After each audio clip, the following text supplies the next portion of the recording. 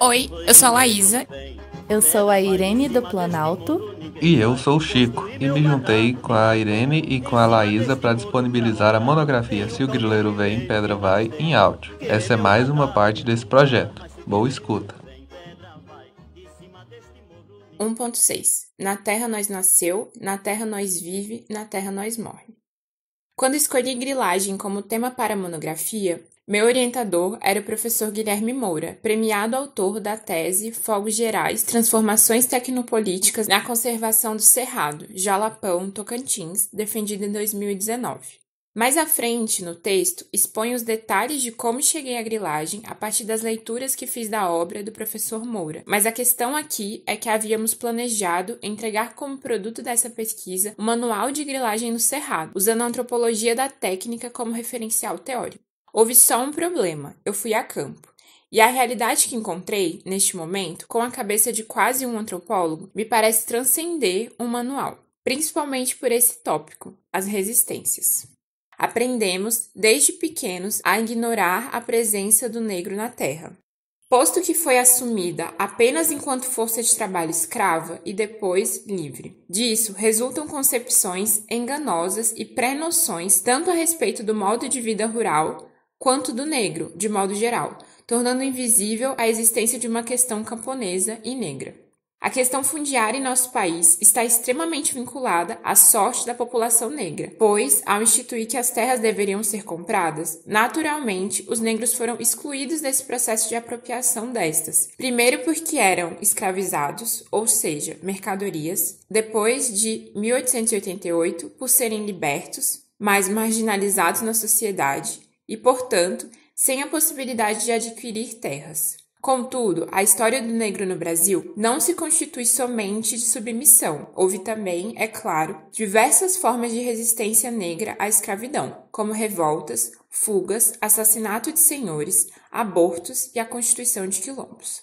Os quilombos são a materialização da resistência negra à escravidão. Foram uma das primeiras formas de defesa dos negros contra não só a escravização, mas também a discriminação racial e ao preconceito. Por vezes, quando pensava em resistência, imaginava trincheiras em um campo de batalha, algo mais brutal. Mas, junto à comunidade calunga, pude perceber como a simples existência e a persistência em viver é um ato de resistência. Pude perceber que as lutas quilombolas, sempre presentes ao longo da história do Brasil, registram durante o século XX um importante crescimento e diálogo com demais movimentos, especialmente na década de 1970 e 1980. Essas mobilizações quilombolas foram fundamentais para qualificar as demandas históricas desses grupos e para denunciar a situação da violência e de não respeito aos direitos fundiários dessas comunidades.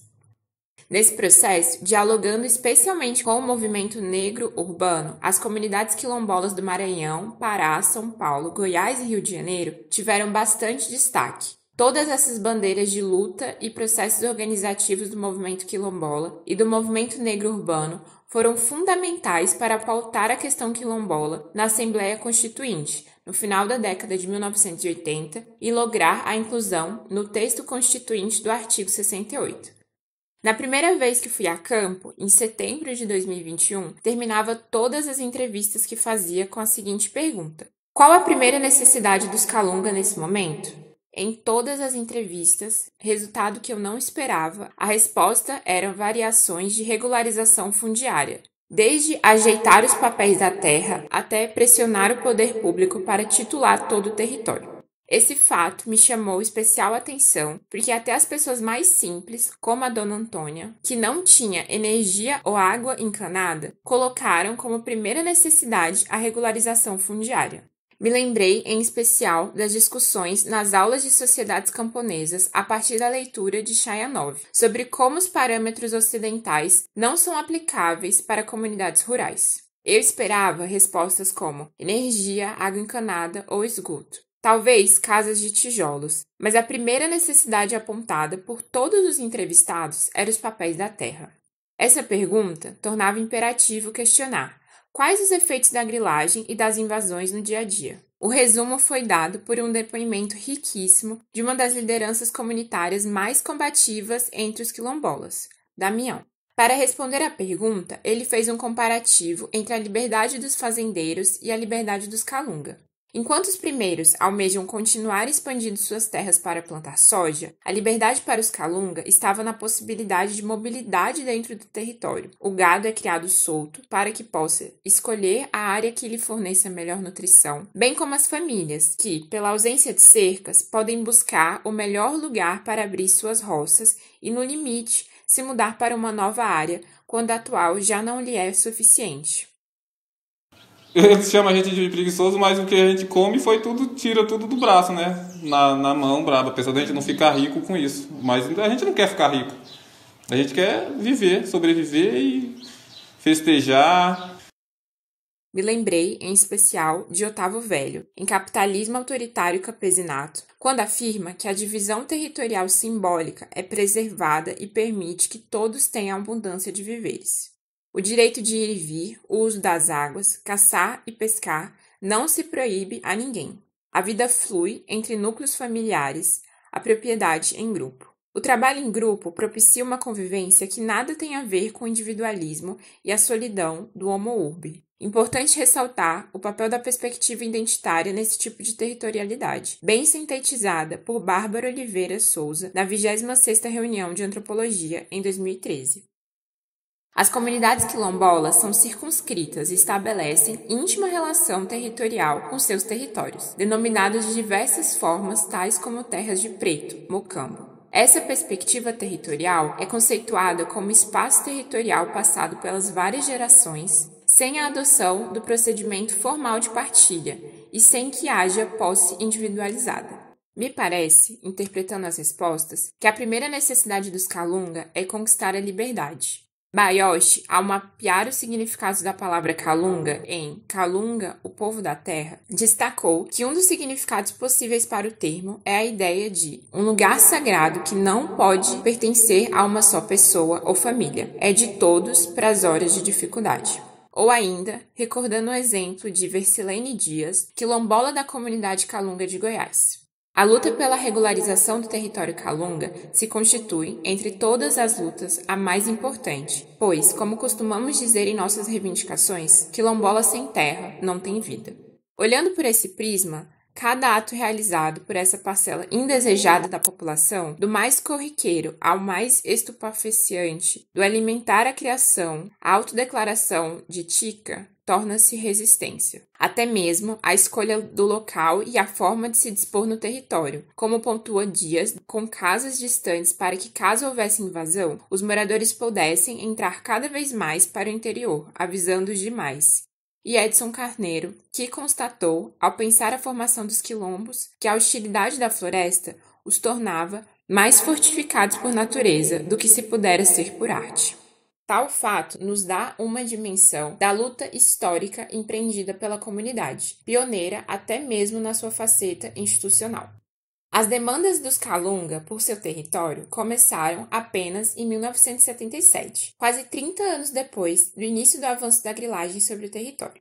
Neste ano, os Kalunga foram até o IDAGO, Instituto de Desenvolvimento Agrário de Goiás, em Goiânia, para fazer o primeiro requerimento de propriedade das terras que habitavam.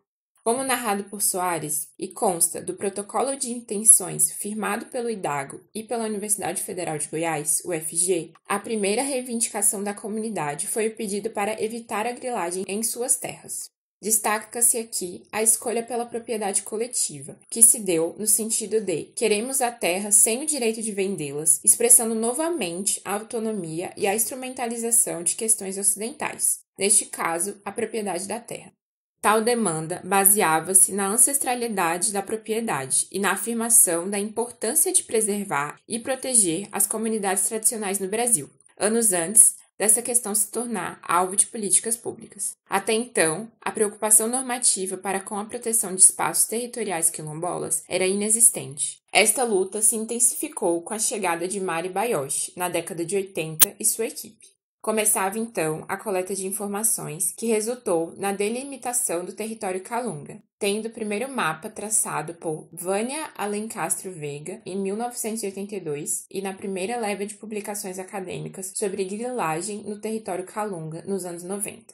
Barba Oliveira Souza conecta a descoberta da comunidade Calunga num contexto histórico mais amplo, com a influência até mesmo na Constituinte, que, como vimos anteriormente, foi marcada por embates políticos.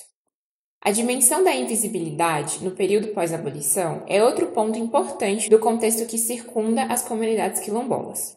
No imaginário nacional, o quilombo é concebido como algo do passado, que teria desaparecido do país com o término do sistema escravista. Essa dimensão de extinção é reforçada com a grande visibilidade que impera sobre a questão quilombola no período pós-abolição. Essa invisibilidade se espelha na realidade dos descendentes das comunidades quilombolas até recentemente. Daí que a resistência negra dos descendentes de quilombos brasileiros deveu dar-se através do heróico, porque, voluntariamente desumano, recurso da invisibilidade. Enquanto os índios, ainda que injustiçados, alcançam uma visibilidade no imaginário social relativamente alta, em termos de sua pequena presença demográfica atual, as comunidades negras rurais, igualmente submetidas a injustiças, tiveram que se tornar invisíveis, simbólica e socialmente, para sobreviver. No Brasil, a sobrevivência pela invisibilidade historicamente esteve presente. Exemplo disso é a descoberta, no início da década de 80, de uma comunidade negra no meio do Parque Nacional da Chapada dos Veadeiros, chamada Calunga.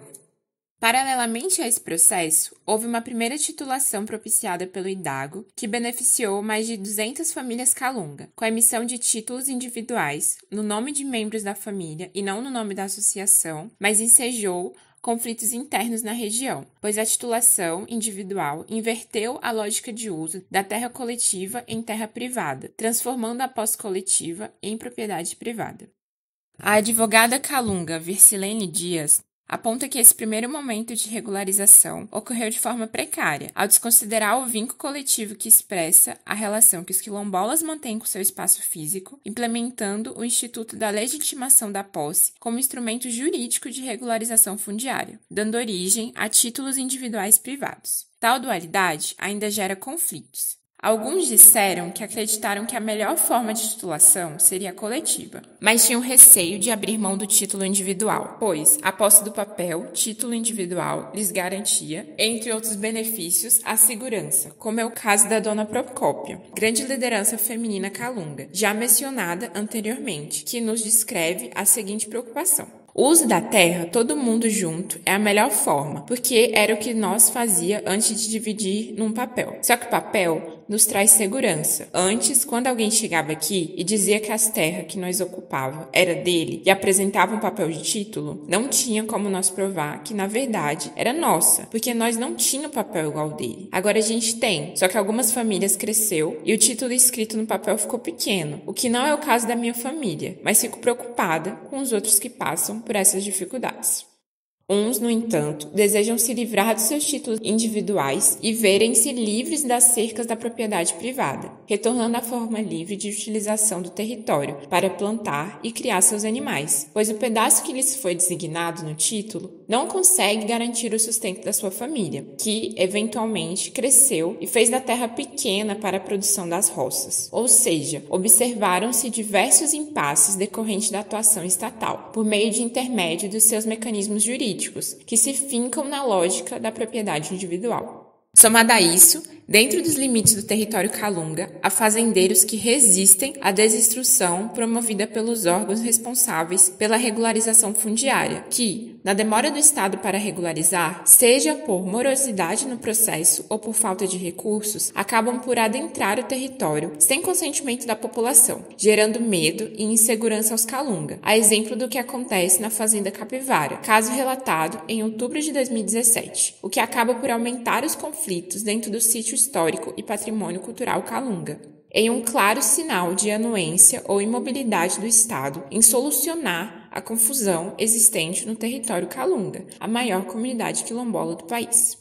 Para mais detalhes sobre o conflito entre titulação individual e coletiva, recomendo a leitura de Dias 2019. A continuidade dos trabalhos de Mari Bayoshi e do extinto Idago resultou ainda na Lei Estadual nº 9.541, de 1984, que dispunha sobre a discriminação ou arrecadação das terras devolutas do Estado, tendo sido sancionada visando, entre outras áreas, a dos calunga. Na Lei Estadual nº 9.904, de 1985, que autorizava o chefe do Poder Executivo doar terras à comunidade Calunga, e no reconhecimento do Sítio Histórico e Patrimônio Cultural Calunga, em 1991, pelo Estado de Goiás, através da Lei Complementar nº 11.409. É preciso destacar que tratou-se de um movimento pioneiro na luta pela terra e pelo reconhecimento de outras formas de ocupação, precedente à Constituição Federal de 1988 e seu artigo 68, que prevê a autoidentificação como um dos principais critérios para comunidades remanescentes de quilombo reivindicarem seus direitos e o reconhecimento de seus territórios.